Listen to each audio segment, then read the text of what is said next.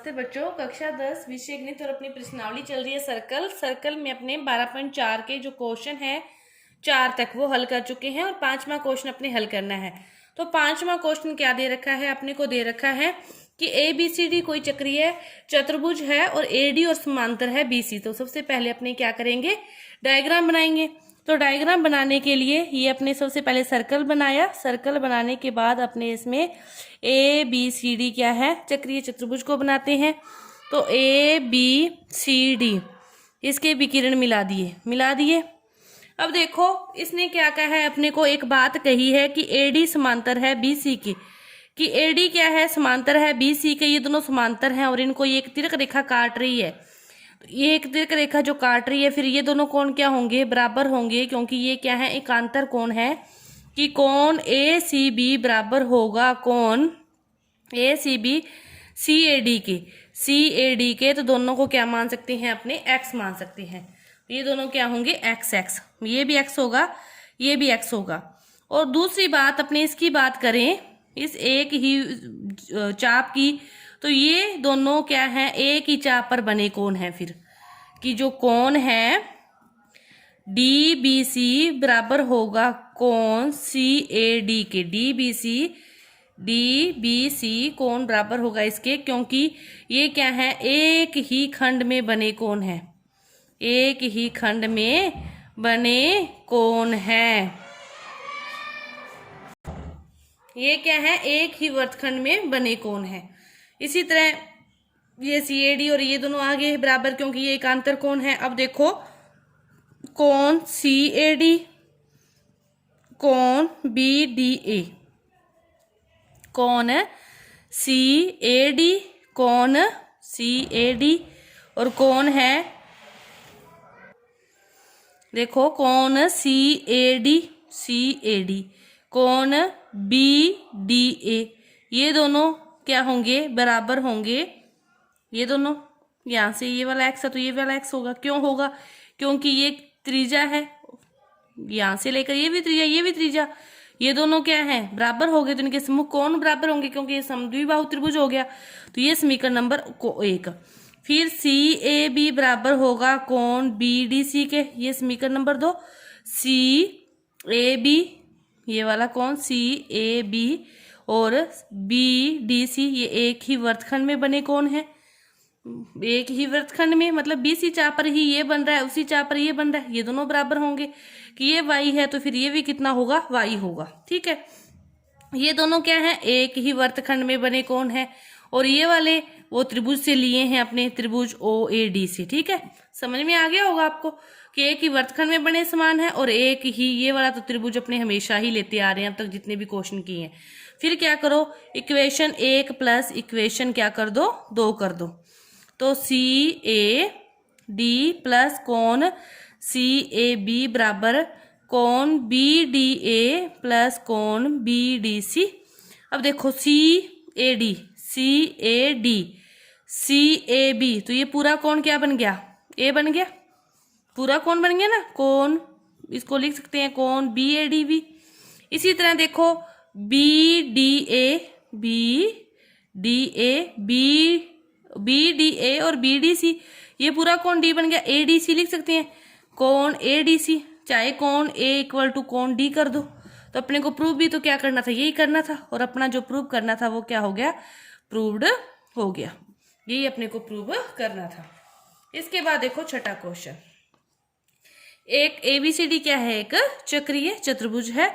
AB और DC को आगे बढ़ाते हैं तो E पर मिलता है। तो पहले अपने क्या करो, सर्कल बना लिया, ABCD कोई चक्रीय चतुर्भुज बना लिया। यहाँ पे इसको नाम दे दिया, किसे भी दे दो, ABCD। फिर वो क्या कहता है, AB को और DC को आगे बढ़ाते हैं, दोनों कहाँ मिलते हैं, E पर मिलते हैं, मिल गए। फिर अपने को प्रूव करना है कि त्रिभुज EBC, ये वाला त्रिभुज, और E ये पूरा बड़ा त्रिभुज, ये वाला, ये दोनों क्या है, समरूप हैं। ठीक है, प्रूव करना है। तो इसके लिए पहले क्या करते हैं, अपने को पता है कि ABCD क्या है, चक्रीय चतुर्भुज है। क्या है, चक्रीय चतुर्भुज है। चक्रीय चतुर्भुज है तो जो कोण A होगा और ये वाला कोण BC डी, इन दोनों का योग कितना होगा, चक्रीय चतुर्भुज सम्मुख कोणों का योग कितना होता है 180, 180 आ गया। कोण बी सी डी का इनका योग कितना आ गया 180। फिर देखो जो वहीश कोण होते हैं इसका चक्रीय चतुर्भुज में वो अंतःसम्मुख कोण के बराबर होता है। प्रॉपर्टी है कि जो बहिष कोण है वो अंतःसम्मुख कोण के बराबर होता है, अंतःसम्मुख कोण के बराबर होता है। उसी प्रॉपर्टी से कोण ए सी का सम्मुख कोण है तो सी का बहिष कोण बी सी ई के बराबर होगा, कोण बी सी ई के बराबर होगा, समीकरण नंबर 1। इसी तरह फिर जो कोण डी होगा फिर वो इसके इक्वल आ जाएगा, इसके सम्मुख कोण के, कि जो कोण डी है वो सी बी ई के बराबर होगा, सी बी ई के बराबर होगा ना, फिर क्योंकि ये भी सम्मुख कोण की प्रॉपर्टी, सेम प्रॉपर्टी से दोनों बराबर हो गए। अब देखो फिर ये अपने बात करें इसकी पूरे की, ये दो कोण तो बराबर हैं, तो कोण ई और कोण ई, अपने त्रिभुज की बात करें, त्रिभुज एक तो त्रिभुज है ई बी सी और दूसरा त्रिभुज है ई डी ए, दोनों की बात करें ई बी सी और इस ई डी ए की, तो जो कोण है बी सी ई वो कोण ए के बराबर है और जो कोण है सी बी ई वो कोण डी के बराबर है।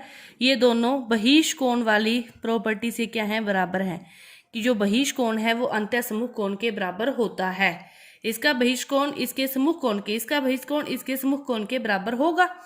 फिर बात करें कोण ई की, कोण ई की, तो ये कोण क्या है, उभयनिष्ठ है, उभयनिष्ठ है कि ई कोण इसमें भी है और ये ई कोण इसमें भी है, बाय एंगल एंगल प्रॉपर्टी से, बाय अपने बात करें एंगल एंगल एंगल प्रॉपर्टी से।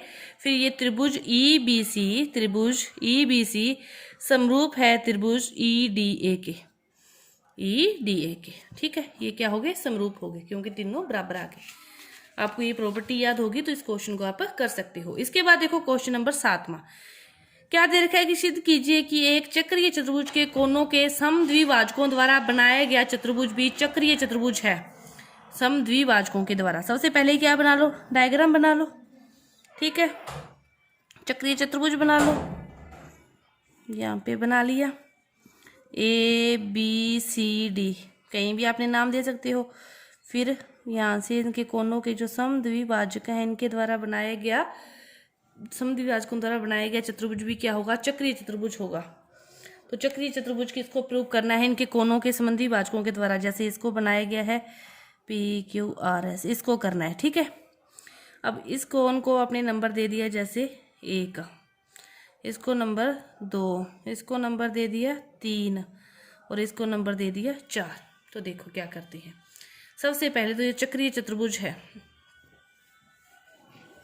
तो फिर पूरा कोण ए कोण सी दोनों का योग कितना होगा 180, कोण ए कोण सी का योग कितना होगा 180, दोनों का हाफ कर देंगे, तो फिर हाफ करने पर ये 180 का भी हाफ हो जाएगा और कितना हो जाएगा 90 डिग्री, कितना हो जाएगा 90 डिग्री। इसी तरह तो फिर देखो हाफ कोण ए, हाफ कोण ए क्या है, कोण 1, हाफ कोण सी को क्या लिख सकते हैं, कोण 3, तो इन दोनों का योग कितना हो गया 90, समीकरण नंबर 1। सिमिलरली अपने करेंगे तो कोण 2 और कोण 4 का योग भी कितना आएगा 90, समीकरण नंबर 2। तो y इक्वेशन क्या कर दो, फर्स्ट प्लस सेकंड कर दें, तो 1 कोण 2 कोण 3 कोण 4 और इनको जोड़ोगे 90 प्लस 90 कितना हो गया 180, समीकरण नंबर 3। यहाँ तक ये अपना हल हो गया। इसके बाद देखो आगे क्या करना है, यहाँ तक आ गया। इसके बाद अपने त्रिभुज को लेते हैं, इस त्रिभुज को ले लो पूरे को, त्रिभुज डी क्यू सी की बात करें तो सभी कोणों का योग कितना होता है 180, एक कोण है कोण 3, फिर कोण है कोण 4, तो Q को क्या लिख सकते हो, कोण डी क्यू सी तीनों का योग कितना होगा 180, समीकरण नंबर 4। फिर अपने इसकी बात करें त्रिभुज ए बी पी की, तो कोण 1 कोण 2 और इसका कोण 1 प्लस कोण 2 प्लस कोण ए पी बी का मान कितना होगा 180, समीकरण नंबर 5 होगी।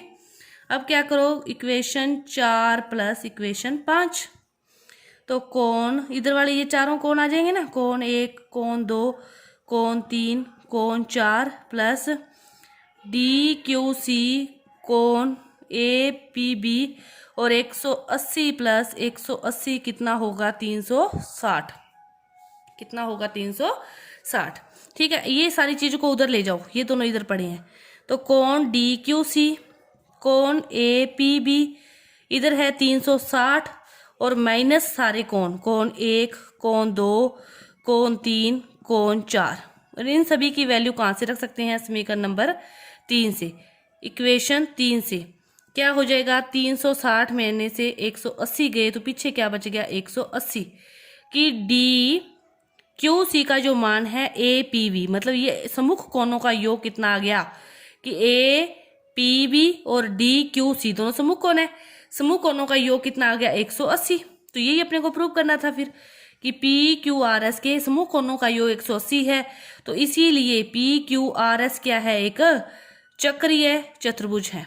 कि सम्मुख कोणों का योग 180 होता है तो फिर वो क्या होता है? चक्रीय चतुर्भुज होता है। यही अपने को प्रूव करना था। तो आपकी ये 12वीं प्रश्नावली सर्कल वाली पूरी हुई। धन्यवाद।